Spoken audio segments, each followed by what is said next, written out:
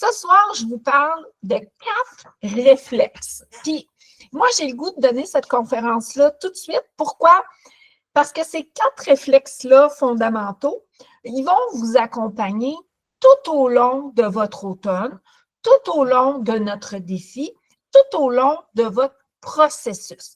Parce que c'est la base fondamentale comment je te dirais bien ça, d'un mode de vie sain. Parce que vous comprendrez qu'on n'est pas toujours à la maison. Des fois, on est en visite, d'autres fois, on est au restaurant, des fois, on est en voyage, en vacances. Il y en a qui travaillent à l'extérieur, qui ont des réunions, peu importe.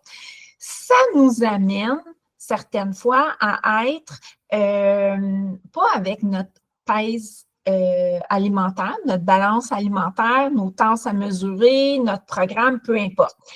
Puis, pour certaines, tout comme moi, ça devient des fois un petit peu de l'insécurité. Parce qu'on ne sait pas trop, tu sais, on s'en va-tu dans la bonne voie? Si tu correct, si tu pas correct, si tu assez, si tu trop, bon, comment on fait ça? Fait que si tu appliques les 4 principes fondamentaux dont je vais te parler ce soir, habituellement, là, quand tu utilises bien ça, tu restes sur la bonne route sans trop de dommages et tu vas réussir à très bien t'aligner avec ça. Alors, les 4 réflexes alimentaires sont la quantité, la qualité, les protéines et les glucides. Ça, c'est les 4 piliers fondamentaux qu'on va regarder ensemble. Donc, la qualité des aliments, ça doit être le premier reflet, un des réflexes, j'ai de la misère avec ça, à avoir, c'est de regarder la qualité de ton aliment. Peu importe où ce que tu vas être, chez des amis, au restaurant, chez toi, en visite, en voyage, c'est quoi la qualité de ton aliment? Est-ce que c'est un aliment qui est hyper transformé? Ou est-ce que c'est un aliment qu'on va te servir qui est modérément transformé ou est-ce qu'il n'est pas transformé du tout? C'est ce qu'on appelle la qualité de l'aliment. Plus l'aliment est brut à son état naturel, plus cet aliment-là est nutritif et de bonne qualité. Moins l'aliment est transformé, meilleur c'est pour ta santé, pour la gestion de ton poids et de ton énergie. Tu te demandes peut-être qu'est-ce que j'ai. Voyons, j'ai-tu de la misère rien qu'un peu? J'ai-tu perdu à twist de faire des conférences, moi, là? Hein? Tu sais, admettons, tu es au restaurant et on va te servir une pomme de terre au four. Ça, c'est une pomme de terre au four. Il n'y a rien de bien plus naturel que ça. Ils ont pris la pomme de terre puis ils l'ont fait cuire dans du papier d'aluminium. On s'entend-tu qu'il n'y a rien d'autre que la patate qui a cuit versus des patates grecques qui ont été un peu transformées et des frites qui sont hyper transformées. Fait qu'on part de la patate, on s'en va à des patates grecques rissolées, à des patates frites. Fait qu'on voit très bien la progression. Ça, c'est la qualité de ton aliment. Tu vois la transformation de brut à moyennement transformé à hyper transformé, la frite. On pourrait faire pareil avec un yogourt. Tu as du yogourt grec, 0% de gras, sans sucre. Après, tu as du yogourt grec, c'est-tu sans sucre, sans gras, mais à la vanille, aux fraises, à des saveurs. Puis, tu as le yogourt grec avec du gras, puis avec des saveurs, puis tout ça. Fait que tu pars d'un yogourt non transformé, vers un moyen, vers un assez transformé qui va avoir du sucre, des additifs, du gras, puis tout ça. Fait que c'est là qu'on voit la qualité, de notre aliment. Je vais finir aussi en vous disant qu'on est au restaurant, par exemple, puis on vous sert une poitrine de poulet grillé versus un poulet frit. Bien, ça demeure du poulet. Mais on est assez intelligent pour voir que la façon dont on va nous le servir, la cuisson, bien, va altérer un peu la qualité. Donc, voyez-vous, c'est la qualité à prioriser en premier dans votre assiette. Donc, on essaye, quand on est au restaurant, quand on peut choisir, en voyage, dans les buffets, d'aller vers ce qui est le moins transformé possible. On ne se trompera pas. Ça, c'est un pilier. La liste des ingrédients. Ça, on vous en a déjà parlé. Est-ce que vous le savez? Comment ça fonctionne, la liste des ingrédients? Le premier ingrédient, c'est ce que le produit contient le plus. Le deuxième, le troisième, et ainsi de suite. Ça veut dire que si tu prends, par exemple, des craquelins, puis, je ne sais pas, c'est écrit farine blanche transformée, ben, c'est ça qui est en premier dedans, versus peut-être farine d'amande pure, ou je ne sais pas, tu sais. C'est de là qu'on va voir la qualité. Tu sais, est-ce que le premier ingrédient, c'est du sucre?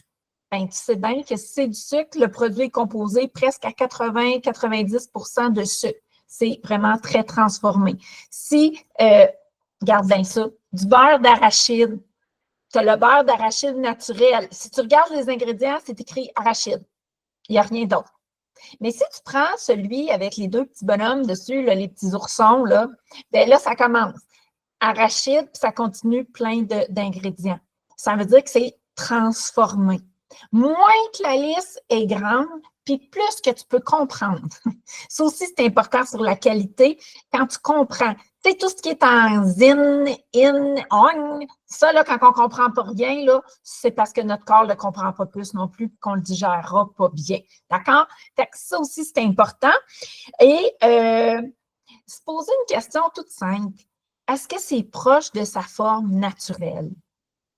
Tu sais, est-ce que c'est comme ça quand ça arrive, ça, ou c'est vraiment très, très transformé? Ça peut vous aider. Donc, on a parlé de la qualité. Maintenant, la quantité. Ça vient jouer plus quand on est devant des choix qui sont un peu moins santé. C'est quand même des aliments, quelquefois, qui vont nous être proposés où est-ce qu'on aura des fois pas vraiment d'autres options. D'accord? Donc, on doit se tourner vers la quantité qu'on va prendre. C'est toujours mieux d'y aller avec les petits formats. Par exemple, vous allez au bar laitier. Vous êtes toujours mieux de prendre le petit format, le format pour enfants, que d'aller vers le grand format. Ça va être beaucoup moins calorique. Vous allez quand même vous faire plaisir, puis ça va limiter. Même chose si vous devez y aller avec de la pizza. Bien, c'est mieux d'avoir une pointe de pizza accompagnée d'une salade que 3 pointes de pizza.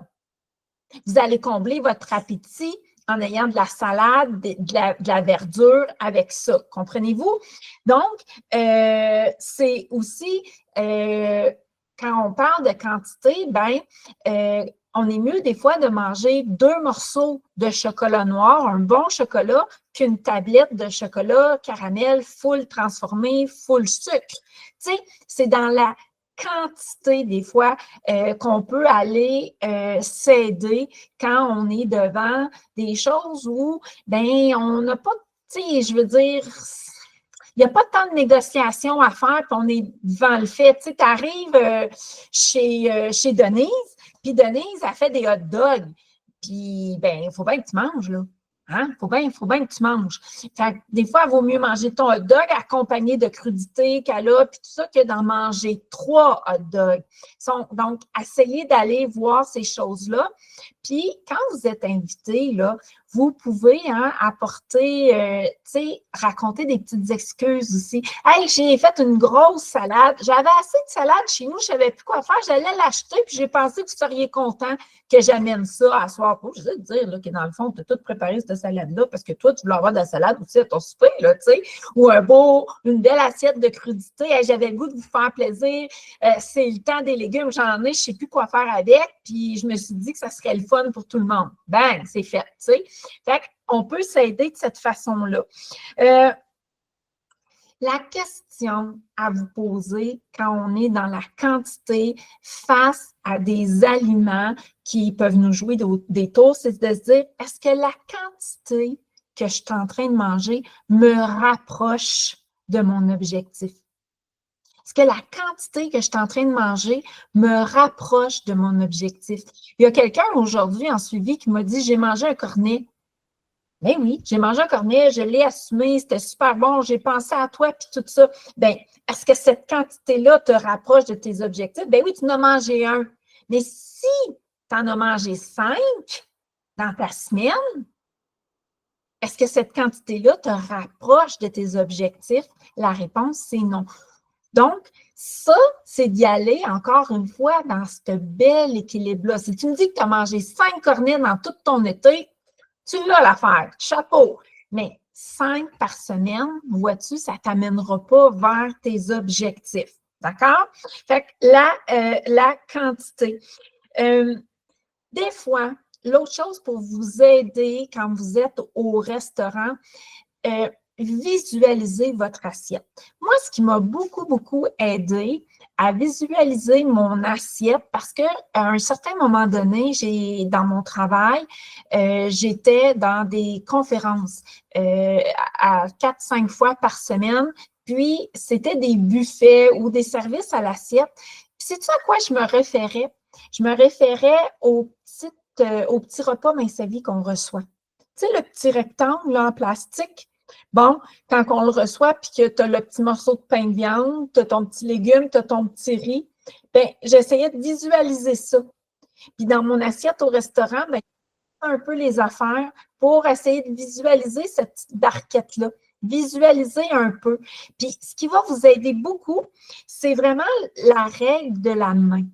Ça, là, la paume de votre main, là, quand on fait la paume ici, c'est la grosseur de ta protéine, de ta boulette, de ta poitrine de poulet, de ton morceau de poisson. Ça, là, la paume, wow, la paume de ta main, c'est vraiment ça. Ton poing, quand tu fermes ton poing comme ça, c'est ta quantité de riz, de patates, de pâtes. OK? Ça peut t'aider. Ton pouce, c'est ton gras. Ça veut dire ta margarine, ta mayonnaise, ton beurre de pinot. Ça, c'est ton gras. Fait que ça aide beaucoup. Puis il m'en manque un, là, j'ai un petit... Ah oui, la main pleine, ben, c'est tes légumes. Puis encore plus facile, la moitié de ton assiette. Puis à part de ça, c'est ta volonté, tu n'as pas besoin de les calculer. Mais si tu veux avoir une idée. D'accord? Fait que ça, c'est vraiment bon. La paume, le poing, la main complète et le pouce. Ça ne trompe vraiment pas.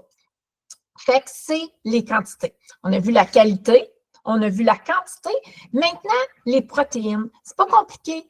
Ça, là, c'est ton gaz. Si tu n'en as pas, tu n'avanceras pas, tu maigriras pas, tu n'auras pas de muscle, ça ne sera pas bon. Tout le monde en parle. Les protéines, c'est essentiel. Fait que si tu es au restaurant pour déjeuner, tu es chez des amis, tu es en voyage, tu as besoin de protéines. Chez des amis, tout le monde a du fromage dans son frigidaire. Là. Tout le monde a un œuf dans son frigidaire. Tu peux le demander là, à ton ami, à ta tante, à ta cousine. Là. Puis au restaurant, tu t'assures d'avoir ta protéine déjeuner. Même chose au dîner, même chose au souper. Puis je te dirais même là, que c'est tellement essentiel, la protéine, que c'est mieux d'en avoir un petit peu plus que pas assez pour te sentir rassasié, pour éviter les fringales, le grignotage et tout ça. Donc, si tu fais attention à ça, tu regardes ta qualité, tu regardes la quantité et que tu t'assures d'avoir une protéine à chacun de tes repas, ça va être vraiment winner n'importe où tu vas être. Hein? Tu es d'accord avec moi? Et je te dirais que quand on est au restaurant, les filles, là, privilégier le poisson. On n'en mange pas assez de poisson. Quand je vais au restaurant, moi, c'est toujours du poisson. Soit un poisson gras comme le saumon, je vais chercher mes oméga là-dedans. C'est une bonne source de protéines. Un bon filet doré. Vous évitez tout ce qui est pané. Mais pensez-y, les crevettes, c'est bon aussi. Ça vient, on n'en mange pas tant que ça. Fait qu'on essaye d'en profiter de tout ça. Puis, je te dirais de pas jamais, jamais les négliger. Tu te tires dans le pied si tu fais ça. Et enfin, le dernier ratio, ben, c'est les glucides, le dernier pilier. Les glucides, c'est tout ce qui enrobe, ce qu'il peut y avoir comme un peu de sucre dedans. Tu sais, les glucides, on parle les patates, le riz, le pain, les muffins, les fruits, ça fait partie aussi de ça.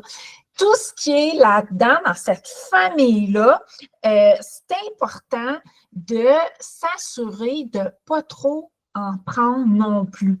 Parce que, on le sait, hein, les 3 P, pain, patate, puis pâte, les 3 P en tout cas, on le sait que ça peut être des fois un couteau à 2 tranchants. Ça nous aide à perdre du poids si on en mange intelligemment, mais si on en mange en trop grande quantité et qu'on ne fait pas attention, ça peut aller très, très vite. Surtout quand on est au restaurant et que dans notre assiette, on peut se retrouver à 3 portions de riz.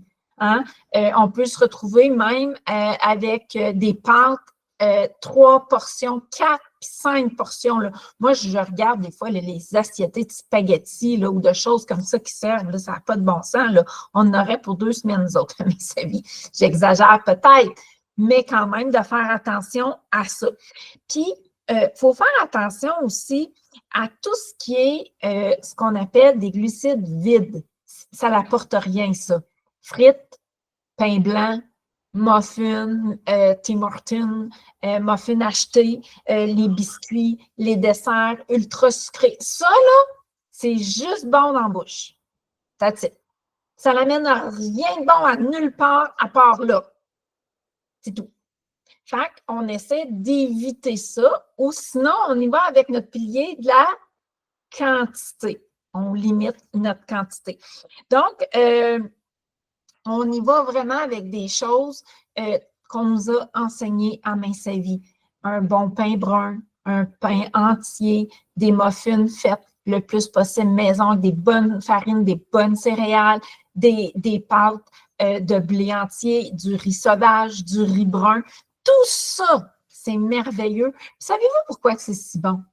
C'est parce que ça vous apporte de l'énergie, premièrement, et c'est rassasiant sur une longue période. Ce sont des féculents qui sont plus longs à digérer, donc vous êtes rassasié plus longtemps.